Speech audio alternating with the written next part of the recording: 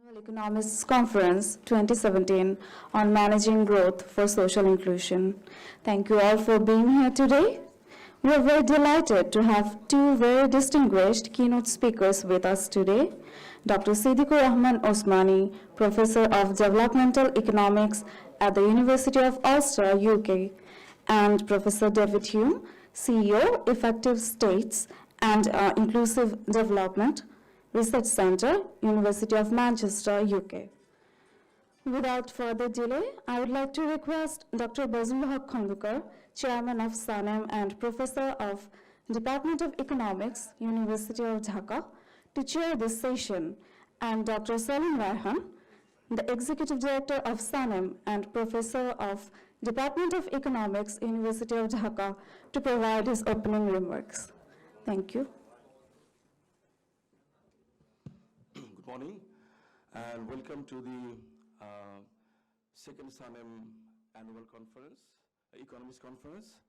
And I have a sore throat, so you have to excuse for that. And among us, we have two distinguished panelists. They are very, very well known in their field and don't need any further introduction.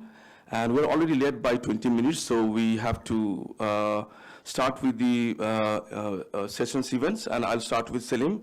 And Dr. Selim Raihan will talk about the objectives and goals of this conference. Thank you, Mr. Chair, and very welcome to you all. And this is SANEM's second annual Economist Conference. We started last year, and that was actually a huge success. And based on that experience, we have come to you with the second event. And actually, we promised that last year that we will continue this annual event as long as we can. So I again thank you all, and we are expecting more participants, as day progresses. But we have with us two eminent personalities to make the keynote speeches at the very beginning in the inaugural session. And I'm really grateful to them because I know how busy they are, how extremely occupied they are, but despite their busy schedule, they actually have given us time to make this occasion a very graceful one. The objective of the conference, actually, I think we have already mentioned quite a lot that we want to promote quality economic research in Bangladesh and to promote quality economic research, especially for the young economists, and also to create a platform where we can exchange our views on a regular basis. So in this conference, we are very happy that last year we had only one-day conference. Now it's extended to 2 days. And there will be 26 papers in different sessions which will be presented and discussed. I'm really grateful to those paper presenters, chairs, discussants who will be engaged over this, over these next 2 days. Then also one more thing I would like to add, that is, though the title is Annual Economist Conference, but we also want to engage with non-economists. And I would, that is one of the reflection what you can see, Professor David Hulme. He doesn't really want to claim himself as an economist, as a more of a development, practitioner, and from that perspective, I think I'm really grateful that he's here. And also, if you look at the different sessions, we are also trying to engage non-economists in this whole discourse of, development, issues. So our conference theme is Managing Growth for Social Inclusion. We'll talk on this a lot over the next 2 days. But with again, I again welcome you all, and I very much look forward to these 2 days events. Thank you very much.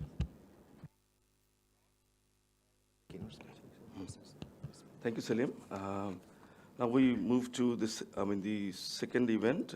I'd like to now request Dr. S.R. Osmani to present on democracy and development, very interesting topic. And we'll have a new election somewhere this 19. So we'd like to hear from him.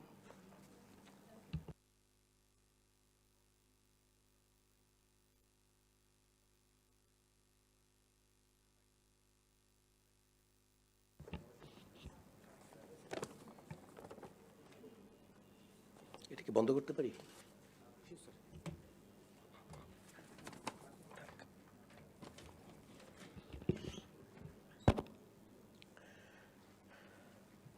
Thank you, Mr. Chairman, distinguished guests on the podium, and the distinguished audience here.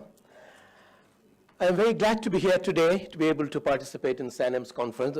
Although it is their second conference, it's the first time I'm participating, and I'm extremely grateful to Selim Raihan for inviting me here.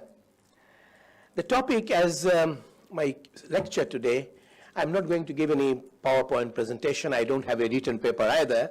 Unfortunately, she'll be speaking essentially partly from memory, and since memory is fading with age, partly also based on my notes here.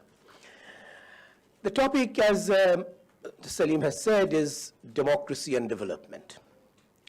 Now, anytime, anywhere, democratic freedoms are curtailed, particularly in a developing country, you come across two opposite kinds of reactions. The first normal reaction, of course, is a sense of resentment on the part of those who value democracy. The opposite reaction, which is not opposite in the sense that it doesn't value democratic freedoms, but the opposite reaction tends to say that, look, we understand that your freedoms have been curtailed, but look at the bright side, because sometimes curtailment of democratic freedom may actually help promote economic development. Is that a valid proposition? This is the question I'm going to discuss today. Now, you see, the debate on whether democracy is good for development or not has been an age-old debate. It has a long history. But the way the debate has been framed, the question that has been asked often is in the form of, does democracy promote development? I think we need to change the question in a very important way. And the question we should ask is not whether democracy helps development, but the question we should ask is, does democracy hinder development? It may be a subtle change, but the change is important. And the reason I'm asking for this change is the following.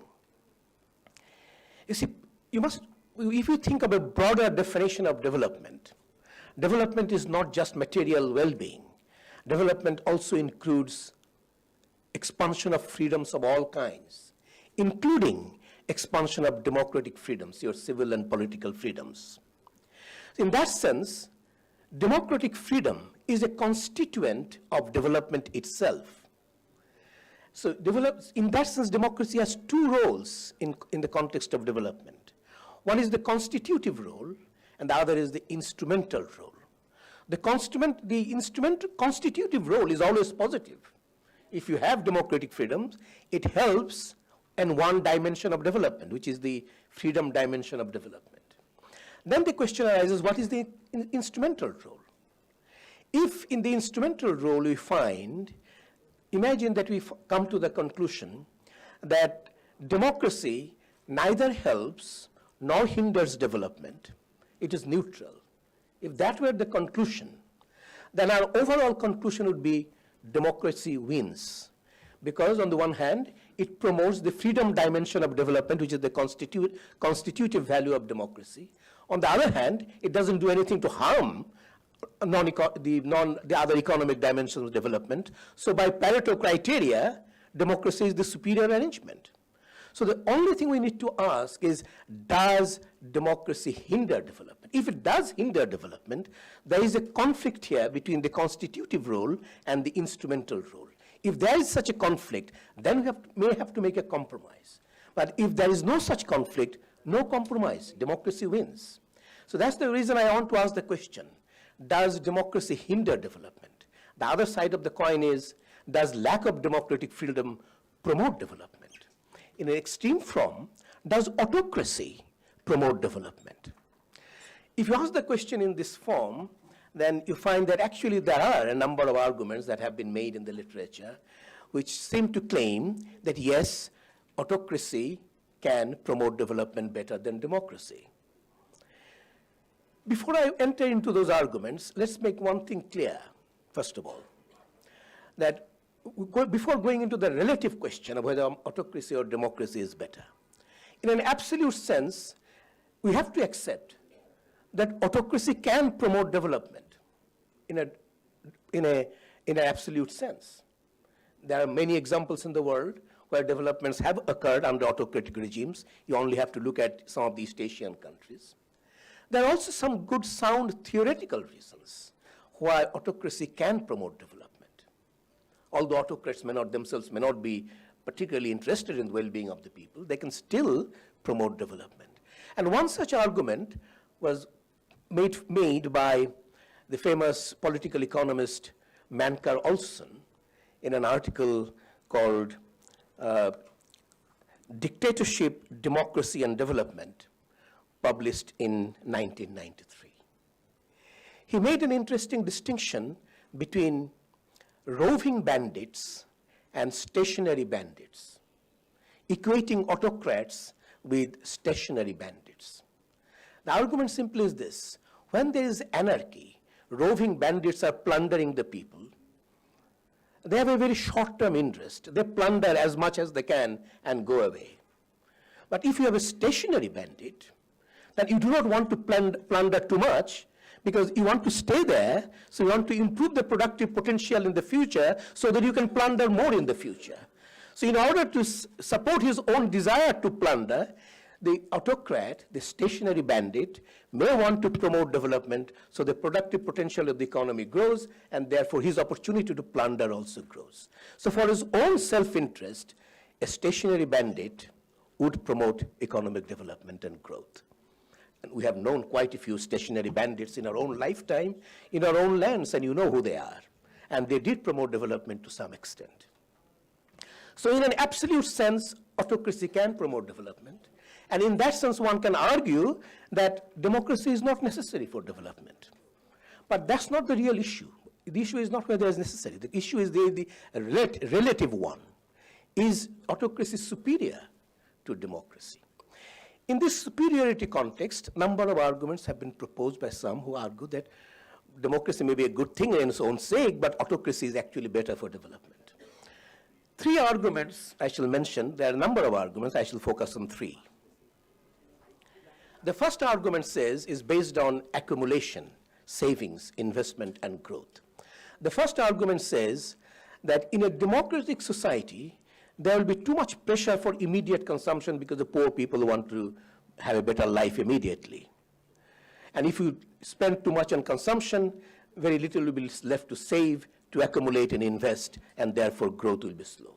Whereas in an autocracy, the autocrat can be ruthless. It doesn't matter what the poor people want.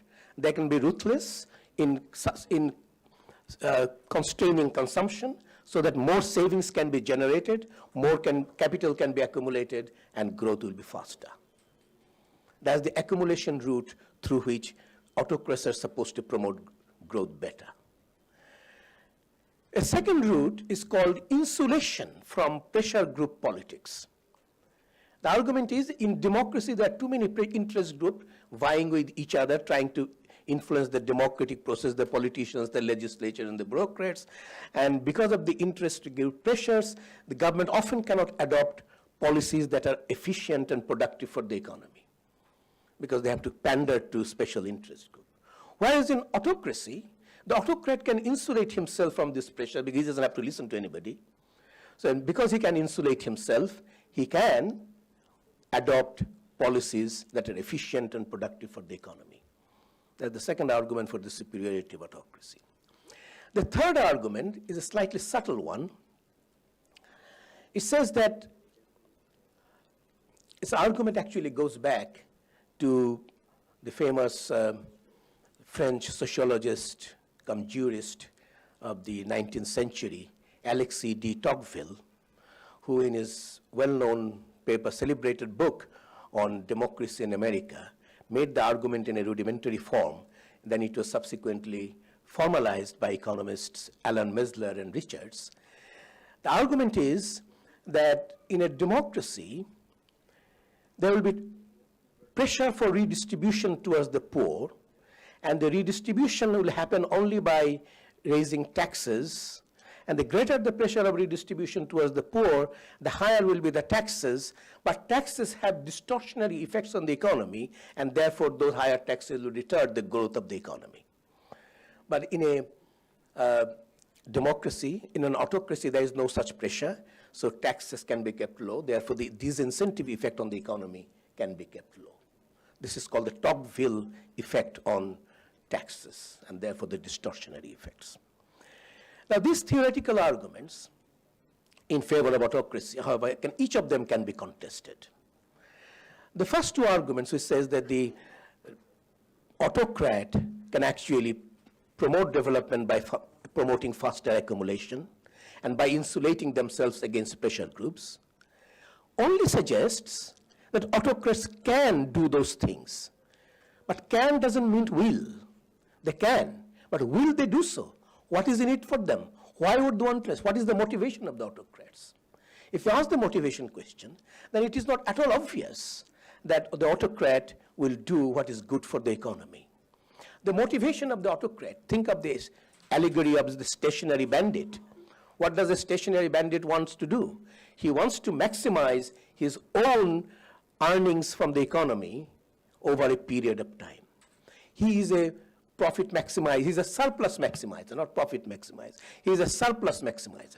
He would like to give something to the people so that their productive capacity grows, but his essential interest is his surplus maximization.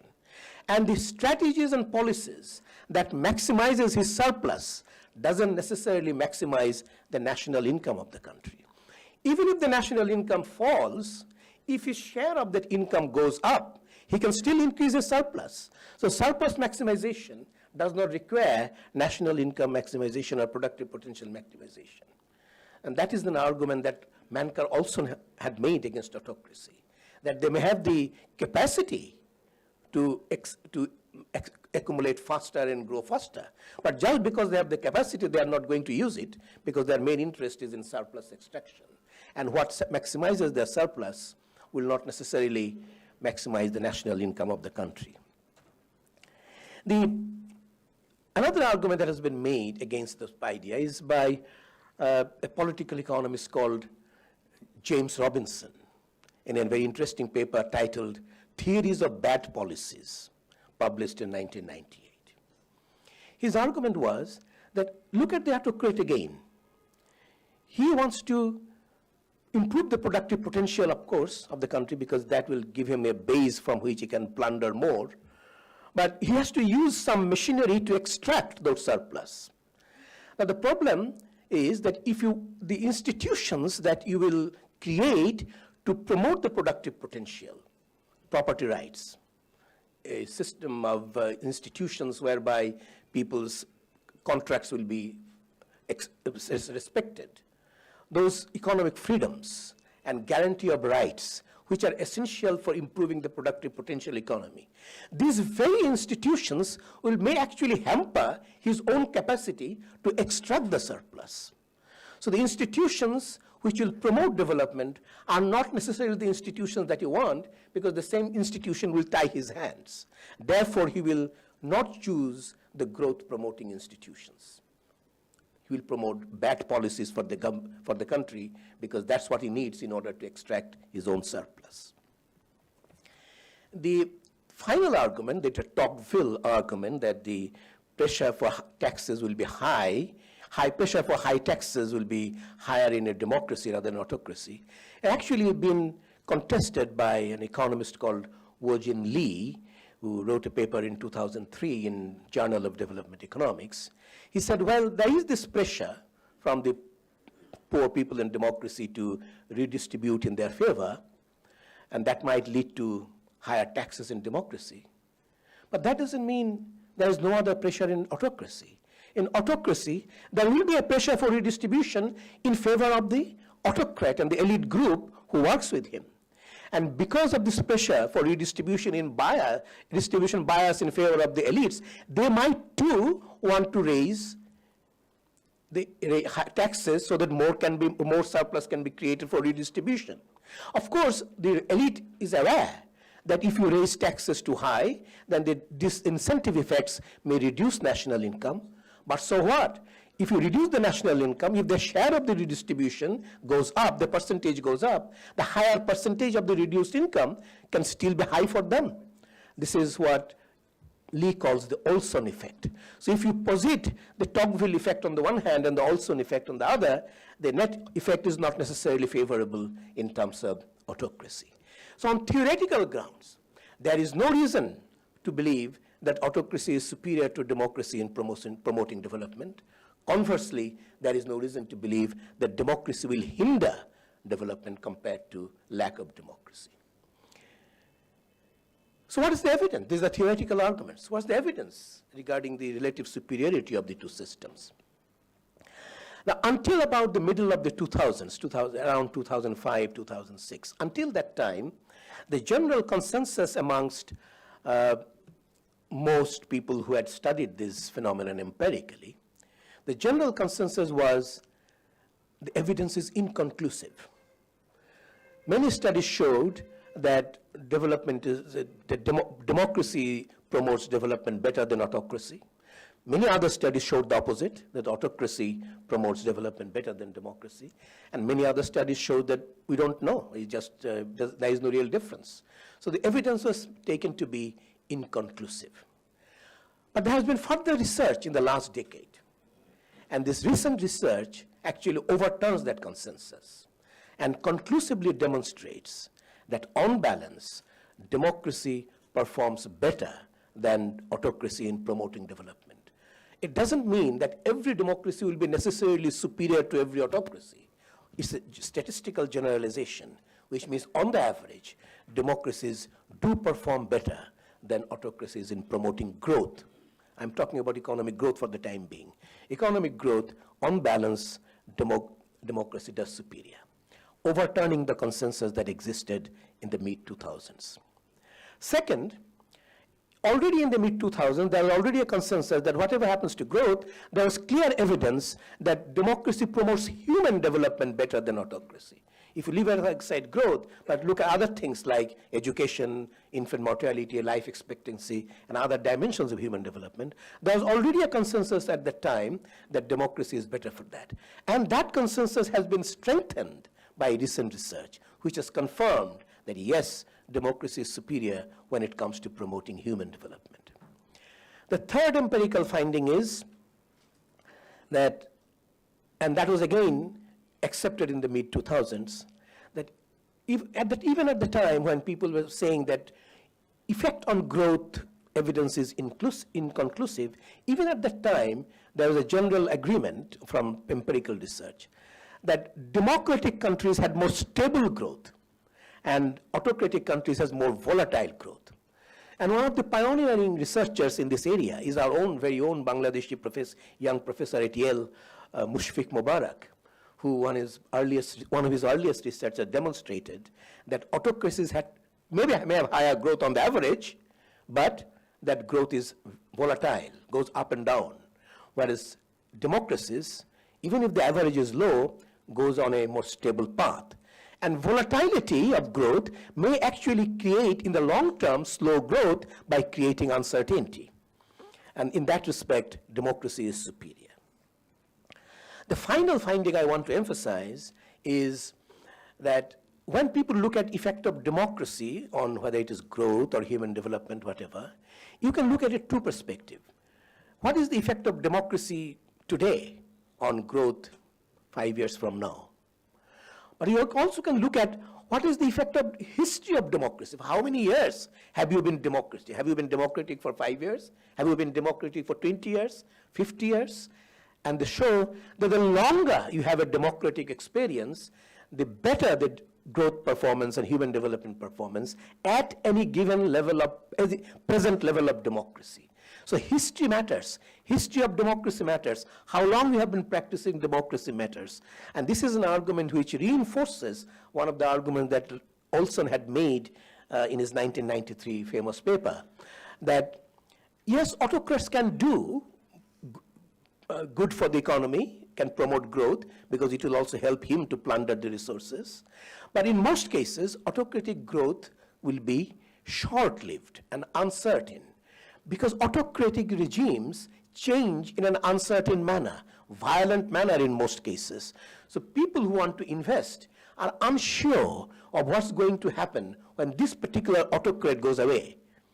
But in a democracy, leaders may come and go, parties may come and go, but there is an institutional continuity, permanence, which gives a sense of certainty, sense of permanence to the investors. So over the long term investment, investors are more confident in investing in a democratic regime than they're investing in an autocratic regime. So longer experience in democracy is essential. So if you look at all these empirical and theoretical arguments to get evidence together, theoretical arguments and empirical evidence, if you take them together, the conclusion that we reach, therefore, is today, in 2018, not in 2005, in 2018, 17, the conclusion would be that the majority of the evidence almost conclusively demonstrates that democracy is superior to autocracy in its instrumental role alone in promoting growth, in promoting human development, in promoting stable economic environment.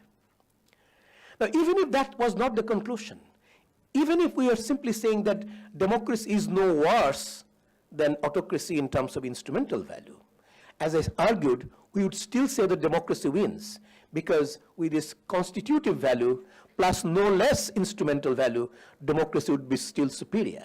But the fact that not only it has constitutive value, its instrumental value is also superior, makes the case even stronger. So there is no room for arguing that lack of democracy should be tolerated because it promotes growth better. There is no scope for making that argument. However, that does not end the controversy. There is major concern still remains.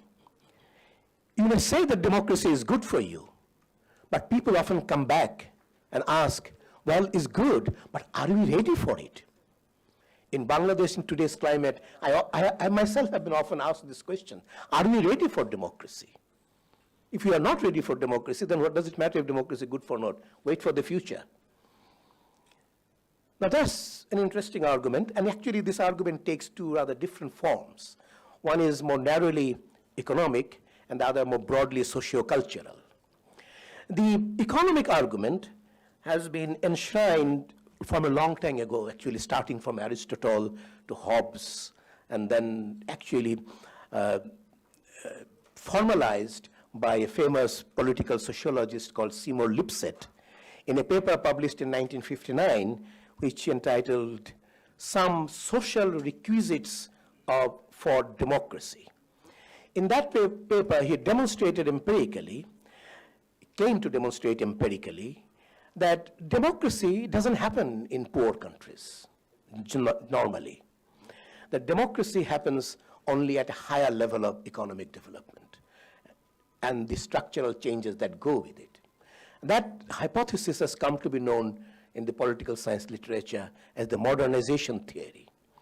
That democracy can happen in a sustainable manner only in a modernized economy, not in an underdeveloped economy. That's one sense people say that, are we ready for development? We are not modernized enough. Now, this argument that democracy can only be sustained at a high level of economic development actually was challenged by another political scientist, a very eminent political scientist, Adam Przeworski, and his colleagues, in a book published in the year 2000 called Democracy and Development, the same title as today's topic. In this paper, he argued that yes, over time, you do see a correlation between level of economic development and a positive correlation between level of development and democracy. But that correlation does not imply that democracy can be attained only at high level of development. What this positive correlation is, he showed with empirical data, is the following. That democracy, actually he argued, can happen at any level of development. And often it happens randomly for particular unique circumstances. But then he argued that once democracy takes root, whether it can be sustained or not is a matter of economic development. That if economy is modernized, developed, democracy can be sustained better. If the economy is underdeveloped, there's often a possibility of slipping back, not sustained. It is the subsequent slipping back at low level of development, but sustainability at high level development that creates this positive observed correlation between the two. But that correlation doesn't mean that you cannot initiate development at early stage. You can. Himself, he in fact, Lipset himself agreed with that proposition with Professor Sken. Lipset himself, he argued in his original paper. I'm quoting 2 quotes from him. Political democracy exists and has existed in a variety of circumstances, even if it is most commonly sustained by a limited cluster of conditions. To understand more fully the various conditions under which it has existed may make possible the development of democracy anywhere. So he's not actually saying that democracies cannot be established in underdeveloped economies. Another quotation from him, small line, democracy is not achieved by acts of will alone, but men's wills, through action, can shape institutions and events in directions that reduce or increase the chance for the development and survival of democracy. That is nothing written on stone. It depends on us, our will, our actions. Through our wills and actions, it may be possible to initiate democracy and sustain democracy, even in a climate which is not modernized, which is still underdeveloped. There is no hard and fast. It depends on us. So don't let anyone tell you that we are not yet ready for democracy because we are underdeveloped and not very well modernized. But there's a second dimension of this issue of are we ready? The second dimension is socio-cultural. The argument is that democracy requires certain norms of behavior, respect for each other, tolerance towards each other. You disagree, but disagree with respect and tolerance. That's the essence of democratic norms and democratic behavior. And people often argue that we don't do that. We still quarrel with each other. If we disagree with somebody, we immediately brand him as a traitor. And whoever, either you are chamcha of this country, of chamcha of that country. No, if your enemy is always unpatriotic, you are the only patriotic one. This kinds of attitude is antithetical to the sustainability of democracy. In that sense, he also argued that socio-culturally, in some values of norms, we are not yet ready. Now come to think of it, and that's why they said, wait, we are not ready for democracy yet. Well, so come to think of it, it's a very funny kind of argument. Let's accept that our values and norms are not particularly good for democracy. But what good will it do if we simply wait? Will we just wake up one fine morning, few years from now, and also, oh, today we are all ready to embrace democracy because today our norms and values have changed. Whereas norms and values don't change sui generis. Norms and change have to be changed through culture, through practice, through trials and errors. So we have to go through this democratic process, however imperfect this process is. Without going through this process, those norms and cultures, values will never change. So don't let anyone tell you that we are wait because we are not yet ready. We have to carry on with our pursuit of democracy. Whenever there is a restriction of freedom, we must fight against it, and we must fight against it for one other reason. It has been demonstrated that when in a so-called democracy, the freedoms are restricted, what we have has sometimes been described as illiberal democracy by the well-known journalist Fareed Zakaria. And empirical research, recent research has shown that illiberal democracies can often be worse than autocracies, because illiberal democracies often combine the vices of both democracy and autocracy. You have the worst of both worlds. So don't accept the status quo of illiberal democracy. Let us all fight against it and try to restore democracy. It's not going to be easy. Nobody is going to grant us democratic freedom on a platter. We have to work for it, but we have to work for it. We have to fight for it. Don't let anybody tell you to wait for democracy to arrive. Thank you. Thank you. Thank you, sir, for an excellent presentation on a very difficult and also diverse issue. I think now I'll request Dr. David Hume to talk about on Bangladesh confront climate change. Also very important topics for Bangladesh. Sorry.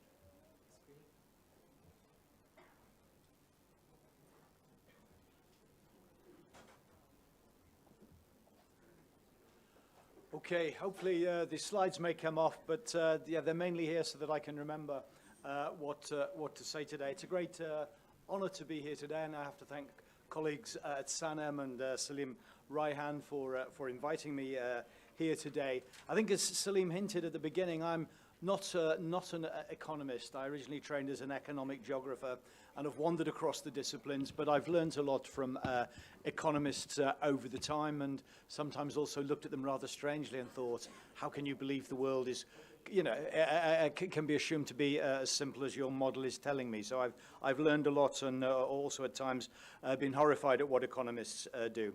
I mean, before I move off into talking about climate change, I have to just say how great I think SANEM is. The dynamism here, the whole focus that it's got in other parts of the world where the University of Manchester's got partnerships, then the hand of donors or external financiers seems to be very important. This sort of dynamic development of an intelligentsia, it's the sort of thing we come across in Latin America. It's really great to feel people coming together because they want to create knowledge, they really want to understand things, and they want to generate their own ideas about how to make this world a better place. So it's a real privilege to be with SANEM. Now, what I'm going to talk about today is the findings of a book, not an academic book, it's an advocacy book based on research that Manoj Roy and I have been doing, looking at the way in which people in Dhaka and Chittagong in the Busties are adapting to the environmental changes associated with climate change.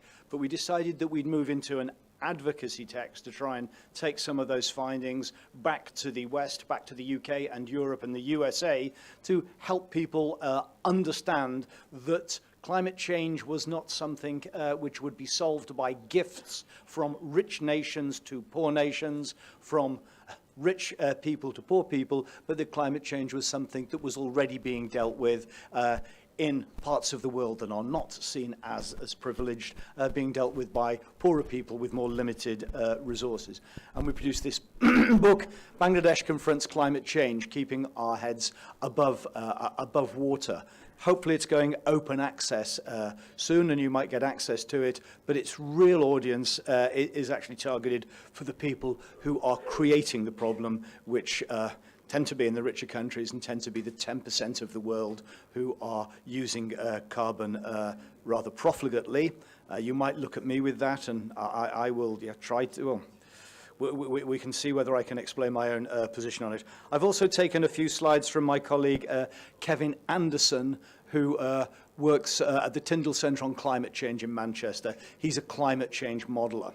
And just so we know where we are, somebody has been appointed to the Environmental Protection Agency in the USA this morning who thinks that climate change may not be occurring and that. But this is what the figures look like. If you look at the carbon dioxide emissions that humanity has put into the atmosphere since 1750, this is looking at gigatons, that's 1,000 billion tons of carbon dioxide, then the figure is this graph which just goes up and up and up, associated with modernization and industrialization and the rise in living standards in many parts of the world. And despite the talk that we have of capping and peaking, you can see it's still going up very sharply. Each year at the moment, we emit more and more carbon dioxide.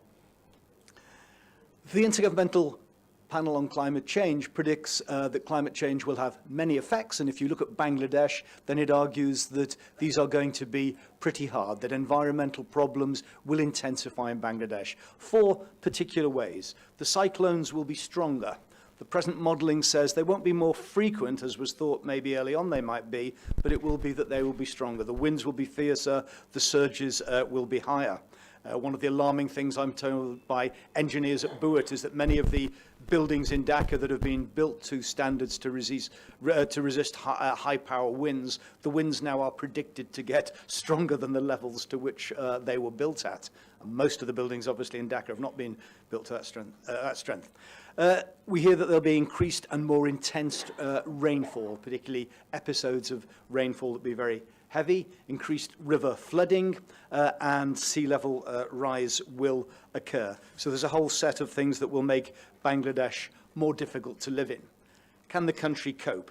Well, depends on what you mean by cope. It depends on how you model and look at these things. In the book, we argue that certainly up until the mid-21st century, Bangladesh can cope, but there are going to be high costs. High costs as the costs of adapting to these environmental changes rises.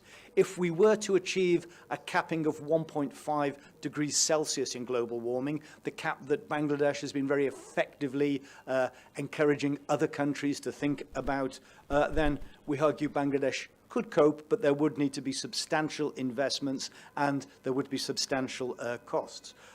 But if we move to 2 degrees Celsius, which is what Paris is really talking about at the moment, then climate change and the effects of climate change peak round about 2100. There would be much higher costs. Perhaps Bangladesh could cope. But when you actually look at what was promised at Paris and what the present predictions are, then we're looking at a world which will certainly increase its temperature by 2.7 degrees Celsius, but perhaps 3 degrees Celsius or 4 degrees Celsius if we don't slow down in the next 10 to 20 years with the emissions that we have. And that would be very different. Significant parts of Bangladesh might disappear, but I think as my friend Kevin Anderson at Manchester, and I say he's a climate change model, and as he puts it, the world would just be a very different place. Wet parts of the world would be dry. Dry parts of the world would be wet. Parts of the world that are quite warm would be very warm. Parts of the world that are quite cold might be very cold. We would have tremendous changes. The climate variability would be very severe if we move up to that. Now, key point that we make in the book is that Bangladesh has not just been sitting down watching these environmental changes, and that its scientists have been looking at them. 1990 was when we began to get the first report on climate change coming out of the intergovernmental, nascent intergovernment panels. That's also when we get BCAS and Selim and Haque, Rahman and others publishing the first books about what climate change will do in Bangladesh. So there's been 30 years of science already in Bangladesh looking at these things. It's not Bangladesh catching up with scientists. And certainly most Bangladeshi scientists and many Bangladeshi people know what is coming. There's going to be continuing international negotiations to reduce carbon emissions. But the key thing to note about those, and I'll talk about this in a bit more detail in a second, is the agreements so far are not enough. Paris, in a way, was a great success because it didn't fail. But it wasn't a success because it moved things forward. It's simply that it wasn't Copenhagen revisited. And so Paris is actually the bottom of the steps, and we have to start going up this ladder much more quickly. It's simply given us the ladder. It's not that we're actually getting up the ladder at the moment. And then the second thing is actually there is going to have to be more adaptation. As the environment changes, then one has to change. Bangladesh certainly is, by all of the modelling that's done, all the science that's been done, one of the most vulnerable countries in the world to climate change. And certainly it's where you've got a very large population, many, a significant number of whom are very vulnerable to changes from climate change. But it's not a helpless victim. Now, I think I'm preaching to the converted here because you know the processes here, you know what's happening. But certainly in Europe and in the USA, there is this image of Bangladesh that comes from the 1970s about its economic and social and human development status. But there's also a feeling with climate change that somehow that's what's happening, that Bangladesh is sort of helplessly vulnerable to these waves and winds that are coming in, and that needs to be an outsider coming in to give the country the money and the science so that it can begin to cope with these things. And certainly, if you look at the evidence that we present in the book, then no, Bangladesh is actually a key actor in these processes at international levels and also at local levels in terms of what communities and engineers are trying to do.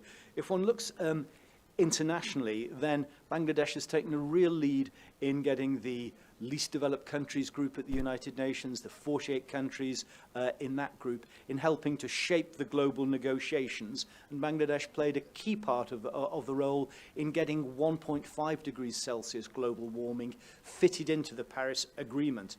The rich nations of the world are very happy to stick with 2 degrees Celsius, but because of the efforts of a whole number of least developed countries and climate vulnerable countries, then Paris, for the first time, allowed the idea of a lower target that would cause much less damage to be inserted in the agreement. And that is progress, but it's only getting it onto paper.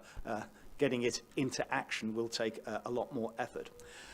Bangladeshi representative of the government and scientists have also played a key part in bringing together a group of countries called the Climate Vulnerable Forum, the least developed countries of the UN, the African Union, and the small island states, in getting them to come together at the United Nations, at the conferences about climate change, and getting them to present their position about the incredible costs that they are going to be imposed on them if climate change is not tackled. They've also helped Bangladeshi negotiators to bring together the V20, the most vulnerable 20 countries in the world, to get their ministers of finance to meet regularly to talk about how they're fitting the costs of climate change into their budgets and whether the international financial system is helping them with that.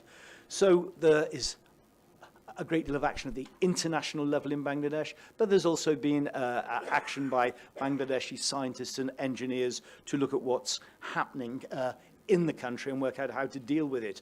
But Bangladesh, of course, is often seen as a country which faces severe environmental challenges, but Bangladeshis have been coping with these challenges for hundreds of years, for millennia. So adapting to environmental problems is something which actually is built into the agroecological systems and the ways in which Bangladeshi people and scientists have had to operate.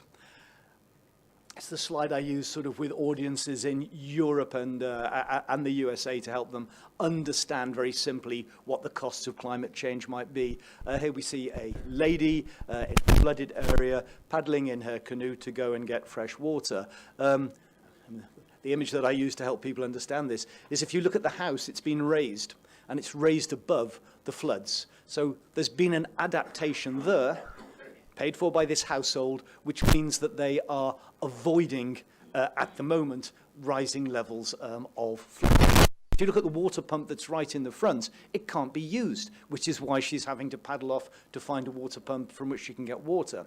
And if you think about what this household will need to do, it will need to raise that water pump so that when deeper floods come in the future, it can get clean water beside its house, and that will cost $100, perhaps $200. Who should pay for that? Should it be this lady, or should those who are helping the water to rise, those who are using carbon most intensively and emitting most intensively, should they be taking on the costs for it being necessary to raise that water pump?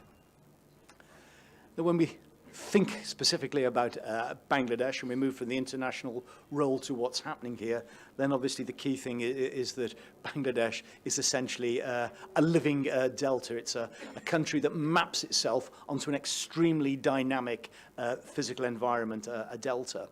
That delta is associated with vast amounts of water that come down from the monsoons during the monsoon season and coming down from the Himalayas, but it's also the recipient of round about 1 billion tons of sediment a year. The Himalayas are being eroded, and as they're eroded, then much of the sediment is brought down to the delta. And that's why we have a very dense population in Bangladesh, because this renewal of the soils has permitted very productive forms of agriculture and has made it an attractive base for settled agriculture. But those floods do bring significant problems, particularly erosion, and erosion around riverbanks means that people lose their farms, that sometimes government and towns disappear, and that government offices disappear. But we do get new islands forming in parts of the Chors and out in the Bay of Bengal. This is also associated with catastrophic floods.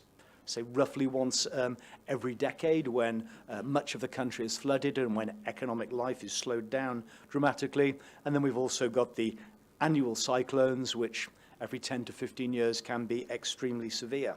We've also got the fact that 1/3 of the country is below 3 meters in sea level, so that relatively small rises in sea level or increases in the surge of waves coming in from the Bay of Bengal can have fairly dramatic effects.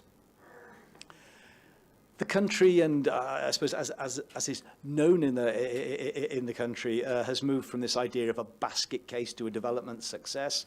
Still in the West, the phrase that was used, not by Kissinger, we're told, but by one of Kissinger's aides, that Bangladesh would be a permanent basket case, that still tends to remain. And I remain quite amazed in the UK when I tell people that I work in Bangladesh. They assume this is a country that is roughly the same way as it was in the 1970s, and they don't realize there's been an economic and social transformation. The country now feeds itself. It's got better health standards than India. As Amartya Sen and John Drezhov pointed out, fertility rate coming down to 2.2, 2.3 births per woman, and an amazing demographic transition has taken place.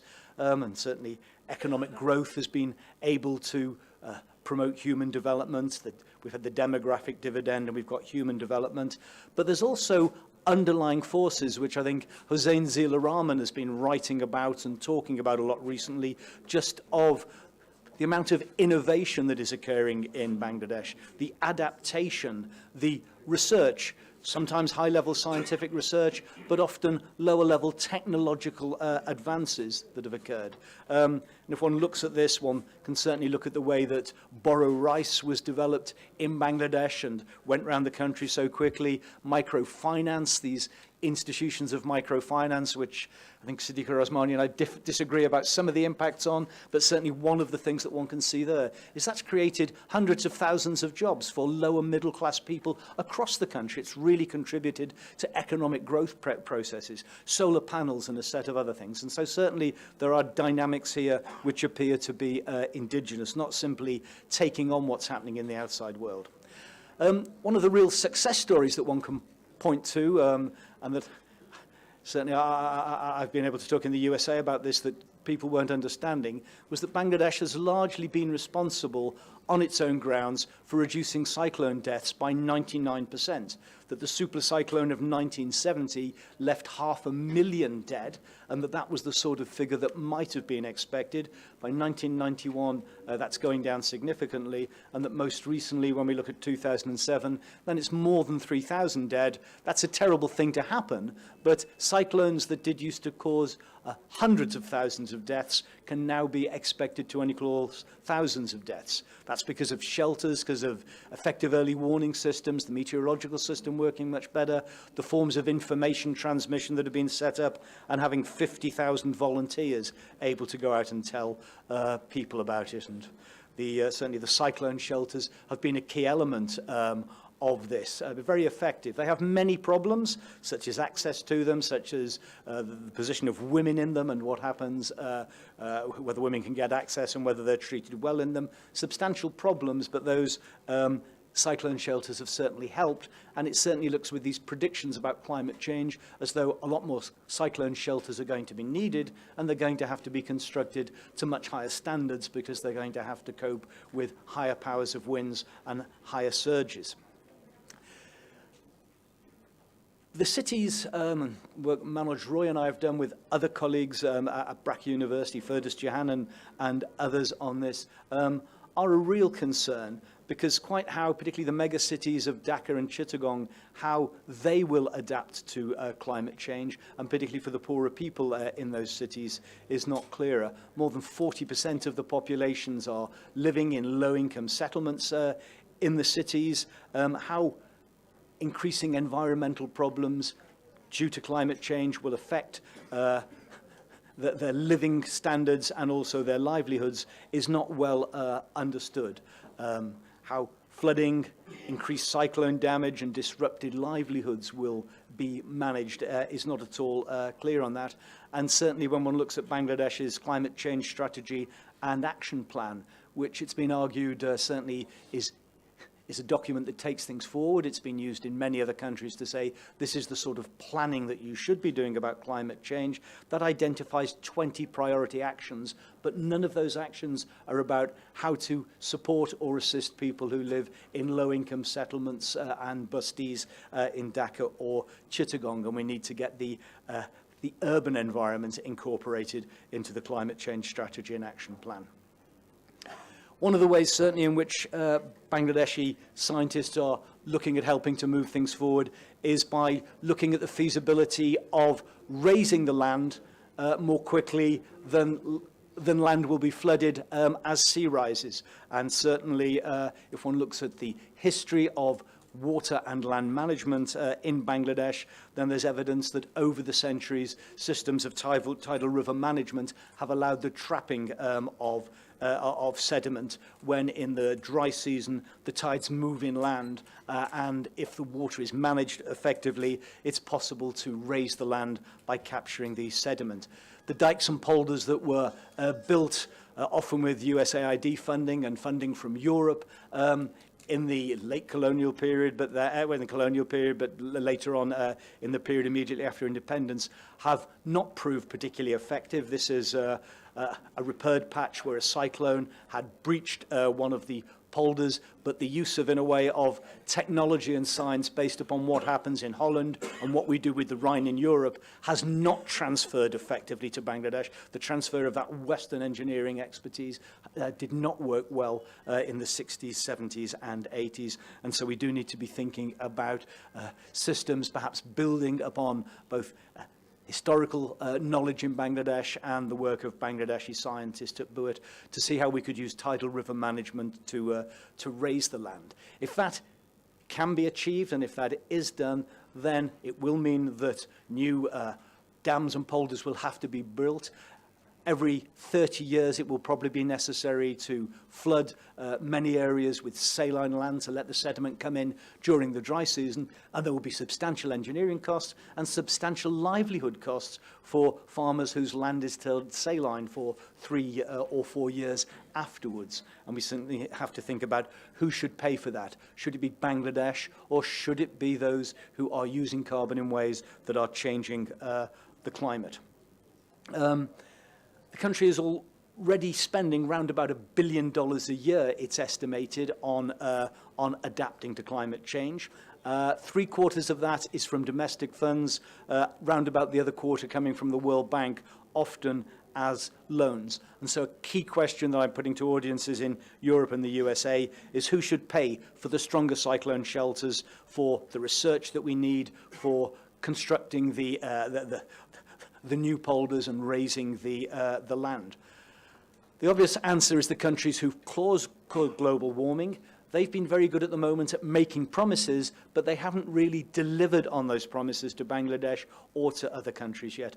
Gordon Brown, I think with his heart very much in the right place, pledged in 2008 £75 million immediately to help adaptation to climate change in Bangladesh, and that another 75 million would follow within a few years. By 2016, the negotiations had been so complicated that only £61 million had been dispersed, and actually the government of Bangladesh had to refund £14 million of the original 75 million to the UK because it was impossible to agree on how that would be used and how it would be accounted for. And much of the problem with this was associated with the setting up of the multi-donor trust fund managed by the World Bank, and arguments about the high fees that would lead to, and whether this would mean that climate change in Bangladesh began to be directed by external financiers, and that the role of Bangladeshi democratic processes, the Bangladeshi government and Bangladeshi scientists would be marginalized if the funding was to be channeled through an external agency in that way. Perhaps the Green Climate Fund, which has already managed to disburse 40 million, there may be modalities forward, but whether we can be optimistic at that at the moment with some of the changes that are occurring through democracy in the USA, we'd have to think about. And I'm just going to give you a couple of minutes, and it needs to be a couple of minutes because I'm going to be closed down, on mitigation, nets and equity. This is the work that other colleagues at Manchester are doing. particularly colleague Kevin Anderson, and there's some references I'll give you at the end. What they argue is that serious mitigation has to start today, that the talking has to finish and we have to start mitigating rich nations and particularly rich country. They argue that these targets in terms of temperature are not sufficient. We need to start looking at carbon budgets of the globe, of countries, of individuals, and thinking about how we reduce carbon budgets. And they argue that assuming that technology will fix the problem in the future, that negative emission technologies, that biomass and carbon capture and storage technologies will suck carbon out of the atmosphere, is something on which economists have been doing quite a lot of work, but something that we cannot yet depend on. And they also point to the inequity of what's happening. I was just going to fit a bit of economics in. This is what my colleague Kevin Anderson says. Economics, how have we, climate scientists, arrived at this compliant status to avoid exceeding the maximum rate of emission reduction dictated by economists? Impossibly early peaks in emissions are assumed, together with naive notions about big engineering and low-carbon infrastructure. And Kevin is very critical of economists, and he says that economists are scientists, but their close links to policymakers means that the assumptions that they make about the speed at which technology will be created that will be able to suck carbon out of the air are not matched by what the actual mechanical engineers and scientists know about these processes. And so he argues that economists need to be extremely careful about their links with policy and are not led into making assumptions which are really highly unlikely to occur. Let's quickly look at that. This is what Paris is promising us. This is certainly what the University of Manchester models at the moment show will happen. We're not slowing down, we're not dipping down at the rate that has been suggested so that we peak things in 2025 in some way, and it looks as though we're going to exceed that. That means that an extra 10 to 20 gigatons go into the atmosphere each year. If we do that and we're to achieve eventually no emissions by 2050, then it means rather than going down a very steep hill to reduce our carbon emissions, we've got to fall off a cliff round about 2030, in about 10 years' time. We've got to suddenly drop our carbon emissions at what certainly our mechanical engineers and technologists at Manchester find is not likely to happen. So how does this fit the euphoria about Paris? Well, it's basically by pulling the rabbit out of the magician's hat. Talking about negative emissions technologies, talking about biomass energy with carbon capture and that. And basically what this is saying, the BECS, is that we can grow trees and grasses, we can harvest them, we can then burn them to create power, but we can capture the carbon as it's leaving the chimney, almost liquefy it, and then we pump it underground to where we've got oil in the past, to where we've been fracking and other places. It's essentially like the oil industry in reverse. We actually turn the carbon dioxide into oil and pump it back underground. We sort of put the oil that we've been taking out for the last 120 years back in the ground. This has never been done at scale. It's done in laboratories. It's never been done at scale at the moment. And yet the economic models assume that in 10 to 15 years, it will be operating very effectively. It requires planting the area of India each year, perhaps 2 or 3 Indias, with trees or with fast-growing grasses. So it requires phenomenal changes in agricultural and ecological systems if one is going to do that. And so we really have to think about whether these mitigation scenarios are serious, and we need to move more quickly. The final point then is about equity, and this is that 50% of global carbon emissions come from 10% of the population. If the top 10% of global emitters simply reduced their emissions to the EU average, then we'd reduce global emissions by 1/3. So we could do that very quickly. Who is that group? Well, scientists traveling around the world, policymakers, business leaders and businessmen, those who are frequent flyers, I better not say this, and academics and researchers. They are parts of this group and they need to be thinking about getting serious. We've only got maybe a little bit serious at the University of Manchester with our Global Development Institute, but we're trying to have 50% of our international meetings virtually. We are trying to use Skype a lot more, and we're doing that. My colleague Kevin Anderson, who I've taken these slides from, does take things seriously. He no longer flies. He only uses the the train. He takes the train occasionally to Beijing, more often into to Europe. He's given up his car. He actually gave up his fridge 10 years ago. And he says it is possible to construct this life in the UK, but we need to really be thinking about these things. So the final points then certainly are that the 2 points coming out of this image of Bangladesh as a helpless victim, we really need to challenge that in the rich world, but we need to be asking who pays, and at the moment those payment modalities are not there, but we also need to be thinking about whether that top 10%, which includes many of us, need to start setting a model so that we try to move towards much less carbon profligate lifestyles. Thank you very much, and there are some readings there if you want them. Thank you, Professor David Hume, for an excellent presentation on very important topics on Bangladesh. Actually, we are over our time. We are supposed to finish this by 10, but now we're 10. So what we're thinking of skipping this open discussion session, and you can ask, I know that you have many questions for both of them, and we will ask them during tea. And we have 2 events now we have to do. So I'll ask Anika to do those 2.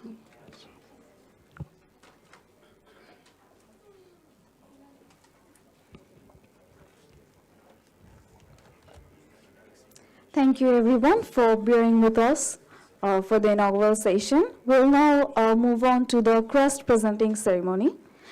I'd like to request Dr. Siddiqur Osmani and Professor David Hume to kindly receive their crests from Dr. Bazlul Khondker and Dr. Selim Raihan.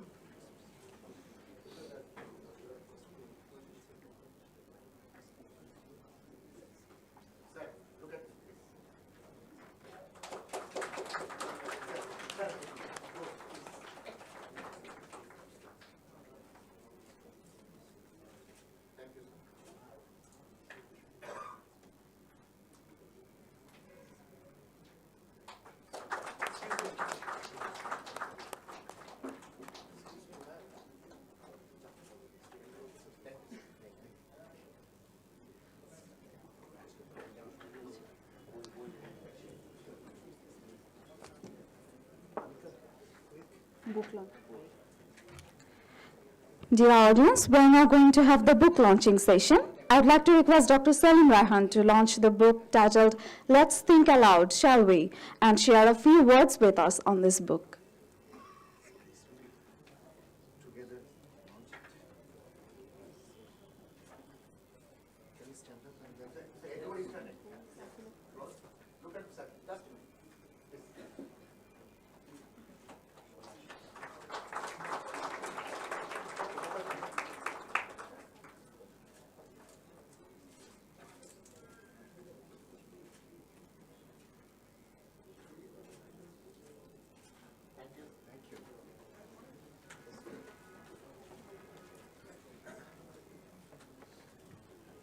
Thank you so much. Actually, we are very sorry from the organizers that we could not have the open discussion, but I'm quite sure during the tea break, you will have the scopes to ask the questions to the distinguished speakers. About this book, this is a compilation of the works and articles and interviews of the Thinking Aloud we have been publishing over the last 2.5 years, more than 2.5 years. And then, this is actually work, a combined work of the SANEM team, and also we are collaborating with other people outside of SANEM. And I very much look forward to getting your feedback on this book. And, we can discuss about this book during the breaks. One more thing, the topics which have been discussed by 2 eminent speakers. First one, the democracy and development. Actually, we have a very dedicated session immediately after lunch on politics of growth. And I was talking to Professor Osmani that actually the issues he brought up, those will be discussed heavily in that particular session. Also, the topic which was presented by Professor David Hume, tomorrow we have a dedicated session on these climate change issues after lunch, and especially the second half of the afternoon session. So I welcome you all to those sessions, and as well as the other sessions which will be happening today. Thank you so much, and thank you again. And then